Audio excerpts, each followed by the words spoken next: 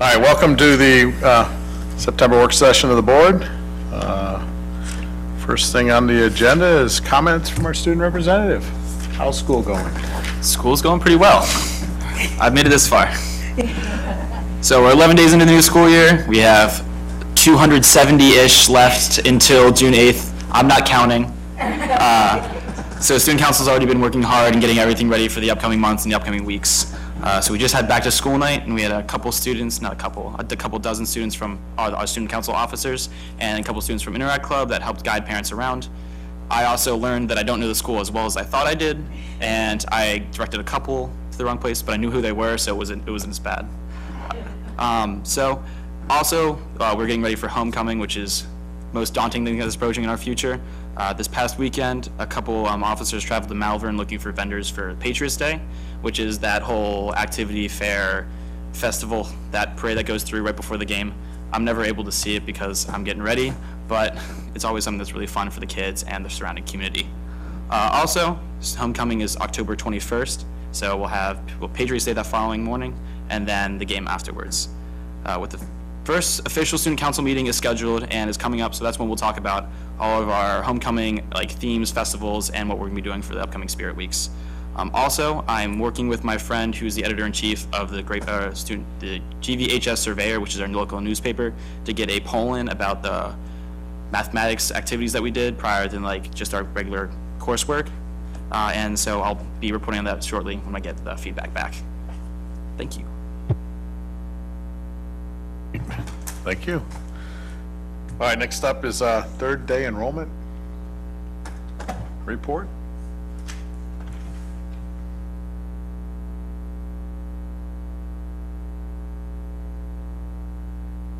All right, I was waiting for an intro from the boss, but I will just start. This is our third day enrollment. It happened on August 30th this year. It's as everyone in the office knows, it's my second favorite numbers day of the year. So, because it's just numbers, it's just math. Oh, awesome. So we actually projected 3,973 students to start this year. We ended up with 4,145. So a little bit off. We're still 98% accurate as that is, but still, we had quite an influx, and you can see from the different areas we're kind of over our projection at every school,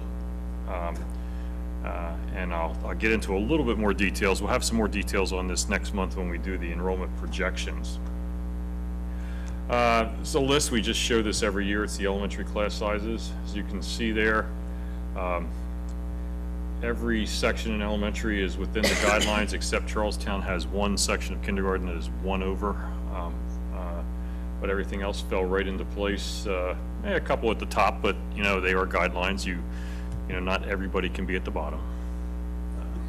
And as we speak about the guidelines, some information has been shared. And I just wanted to clarify, so the board is aware if asked questions about the guidelines and the classes. As you saw that our enrollment is up across the district. However, this year is no different than any others as far as at the high school. There are years that there are classes that exceed the guideline. At the high school, the guideline is up to 30. And currently we have 4 classes that are above 30. That is not an anomaly. That happens each year. As per policy, when that issue happens, when a class is over the guideline, it is not a cap, it's a guideline. So when the specific course is over the guideline, the process or the procedure that is followed is to determine whether or not additional supports are needed. So 2 of the classes that are over the guideline are actually co-taught classes. And they're not co-taught for special education or for additional services. They're actually being co-taught by 2 content area professionals. So 2 teachers in a class with 31 students. And the reason for that is because the model is to provide additional support to students to allow us to differentiate instruction and provide support at the top end. Both of those classes happen to be honors courses. So it's not to provide remedial services for children, it's at the upper end of those courses to extend learning and provide opportunities for students. The other section is a 12th grade section of English and also an honors section. And there are two calc courses, two AP courses at the high school. And some parents had asked me, how does that happen? Much work is put into the schedule in the spring prior to the start of the coming year, and it's based upon the requests that students put in and classes. The motivation is to balance the classes best as possible. There are some students who take courses over the summer which allow them to matriculate to the next level. So for example, if a prerequisite to take Calc AB is Algebra 2 or Geometry or Pre-Calc, they would take that course over the summer, and there's no way that we as schedulers would know that until we come back in August and that information is shared. So that student is then removed from the pre-calc course and put into the next course in the matriculation sequence. So much is done to support students. The first line of defense is always asking the teacher are additional supports necessary. In the case at the high school, the teacher who has reported back that she's had over the guideline in the past and it's never been a problem, and she knows that supports are available. But I just wanted to make sure that the board is aware and the community is aware that certainly our number one priority is to support the students in any way that is necessary. And there has actually been an increase of overall staff by 5 point, and I'm sure our budget person can give me the exact, but it's an increase of approximately 5.5 additional professional staff this year. There has not been a decrease. So we're in good stead. So as we move into the budget cycle in January, can we look at, I know we had real good reasons to add the 5.5 this year, and I'm not bringing it up because of that, but I want to look at, historically, we've always been the 3,900, 4,000 kids, but I know looking back over some data, we've had some creep in the number of professional staff that we've had, that, you know, every year we seem to add 2 or 3 more for different reasons. But I want to take a look, or if we can take a look somehow back at that and make sure, like, why it happened. I mean, like I said, this year, 5.5 because of all the enrollment at the elementary level makes a lot of sense. But I guess I'd like to just, as we go into the budget season, have a better understanding of why has our staff been growing over the years, yet the number of students has been the same? Because I want to make sure that we have discussions around using our staff efficiently, right? Because if we've got 30 kids in a classroom today, the high school is about the same size as it was, which instantly I say, well, that must mean there's classes that have less, because the number of kids and the number of teachers and the number of classes hasn't basically changed. So when we move forward, we just have a little more discussion around how we're utilizing our staff to make sure we're getting the most bang for the buck and the most for the students. Absolutely, and we'll discuss too the additional programming. As we know, this year we added STEAM at the elementary level, which is the 6th option of the 6-day cycle. Also, some different models require additional supports, but we'll definitely lay that all out so we can move forward and be very specific with the supports for students and the programming that we provide. Yeah, because again, I know there's ESL reasons, special ed reasons. I just want to make sure that, you know, in my mind and hopefully everybody else's, that we're all on the same page. Absolutely. And it all makes sense, that's all.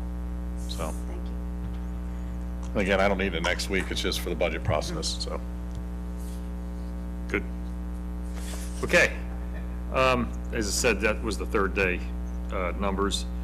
Projections will be done in October. Because I love numbers, just a few fun facts. Actually, our projections, we were 95.64% accurate, which is bad. Normally, we're in the 98.5 to 99, Dave knows. Yeah, it was bad. I will tell you, the one grade at the one school that we got accurate, you would not even believe. It was the Katie Markley kindergarten. We projected 90 and they had 89. So the 4,145 students, that's our largest enrollment since 1976-77. The elementary is the largest since 1973-74 at 1,877. Now, just to put that in perspective before everybody says, oh my God.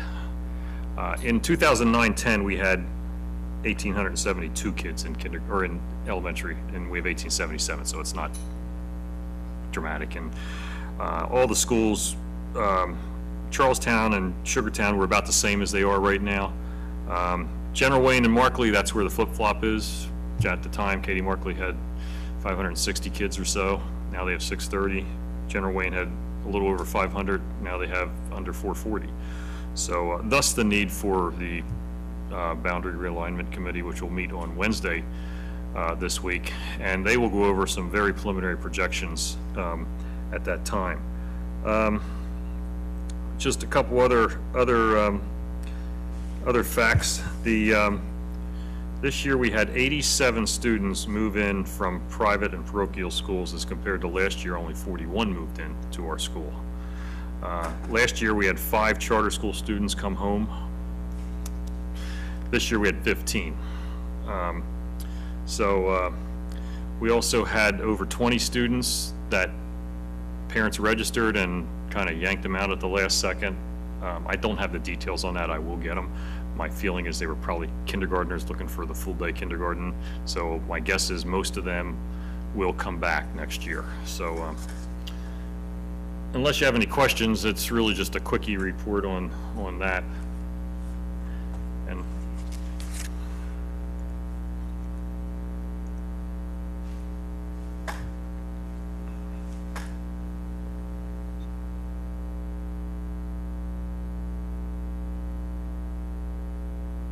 Okay. Report from the policy committee meeting. Let's see, let me just bring it up here. We had a meeting on September 5th in the morning. I'm just going to quickly just walk through some of the policies. 303, employment of administrators. There was a sentence in the, and I'm not going to go nitty gritty on all of them. This is just, I just want to call this one out to make sure we're all in agreement. Under authority for employment of administrators, there was a line in there that was recommended by the lawyer that we opted to take out. It said approval shall normally be given to the candidates for employment recommended by the superintendent. We pulled this just because as board, I feel like I don't want to guarantee or say that I will approve someone. I think it's better to retain that right. And we can approve, we can disapprove, but this way it's not normal that we do anything because it's not. We're not normal. There was a slight change under guidelines too, just to reflect that when the superintendent recommends a candidate, they're brought to the board, and that we're not actively interviewing them often, but it's more like it's a recommendation made to the board, and then we can approve or disapprove. So that was just cleaning up the language. Policy 313, evaluation of administrative employees, no changes recommended. The student records policy 216.1, and administrative guideline. It's a carryover policy. There's a new chart in there with records retention, and it's attachment C if anybody's interested. And the one area of topic of discussion that we had was Dr. Griffiths was asked to get clarification on destruction of paper copies that contain original signatures, and also about destruction of student records held in the Skyward program, basically electronic records versus, physical paper. Policy 216.3 in the administrative guideline deal with supplemental discipline records. And this policy was discussed during review of the 200 series. There were no concerns. So we're putting it on for second reading and adoption this time. Policy 227, administrative guidelines. This is controlled substances. The policy was formerly titled drug and alcohol awareness, but now it is broader. It was revised and renamed to include a broader range of controlled substances from which students can become inebriated. The policy also addresses conduct at off-campus activities, including bus stops, summer camps, sporting events, to name a few, because that all falls under the domain of the school. Let's see. It was stated that the heart of the policy resides in what is done for offenses. This involves two parts. First is accountability and consequences. Second is getting the student the help and services that they need. Dr. Goffredo stated that the changes to the guidelines were made by the attorney with regards to the student assistance program team. Under the first offense paragraph, the words may be required, replace must be to allow some flexibility. And in the second offense, the words may be referred to the superintendent, replace will be. And that's just to give us leeway for individual circumstances. Whenever possible, we tried to clump policies together.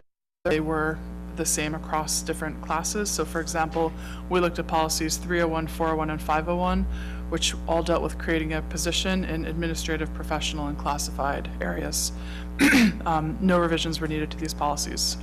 Policy 302 dealt with employment of the superintendent, assistant superintendent.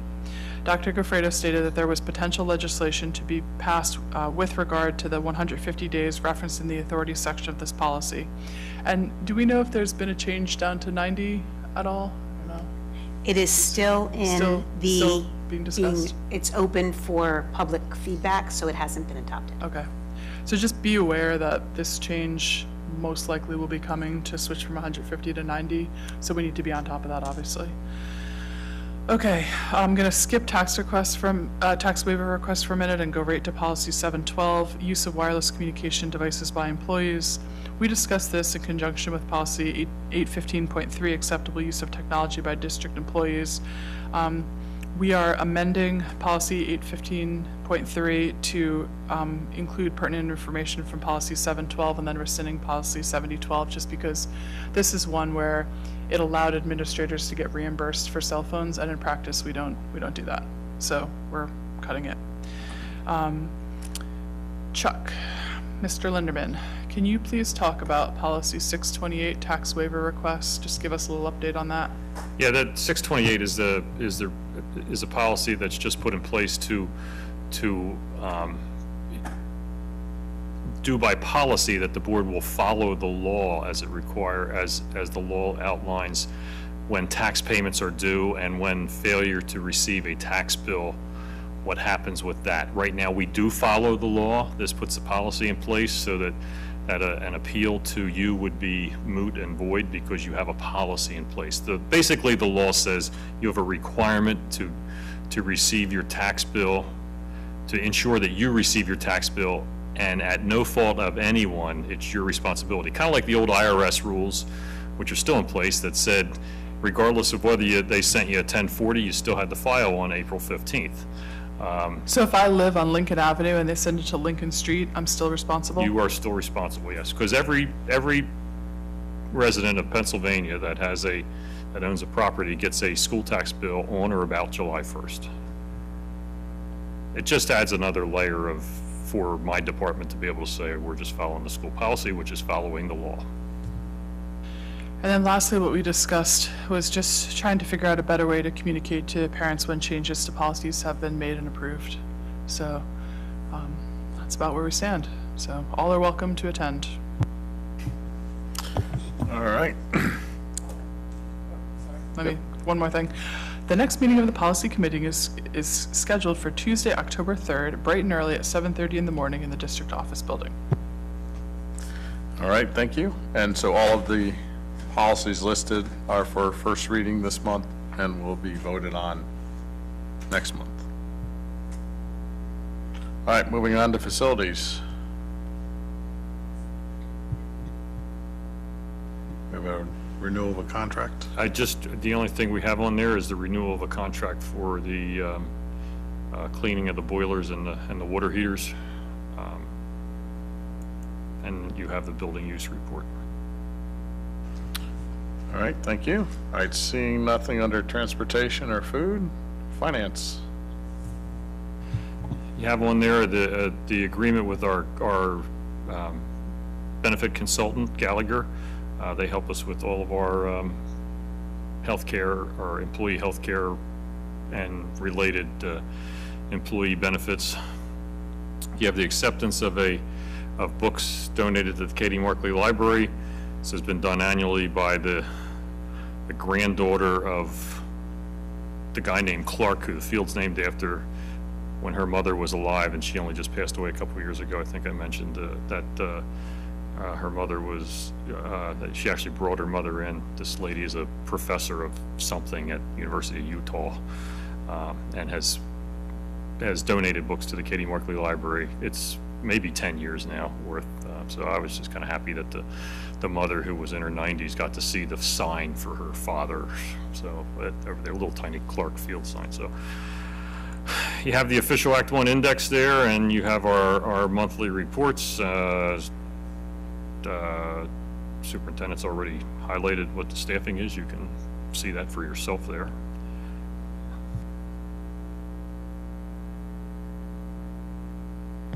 All right, thank you. All right, PSBA elections. Helen, you have an update for us? I do. Chuck, you'd like this vote now? No. Next week? Okay, so I've done all the research, and I, as your legislative representative, next week will come in with a recommendation to the board. All right, thank you. And I think for anybody who's really interested, we all got the information on who's running for different positions, but All of it's the easier. information for each candidate and each position is in your board docs. Feel free to read it. We look forward to your recommendations.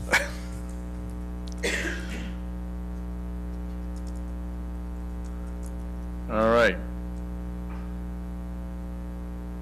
Any committee reports other than the policy committee? Any other board comments? Wow, quiet meeting. The draft agenda for next week is there for review.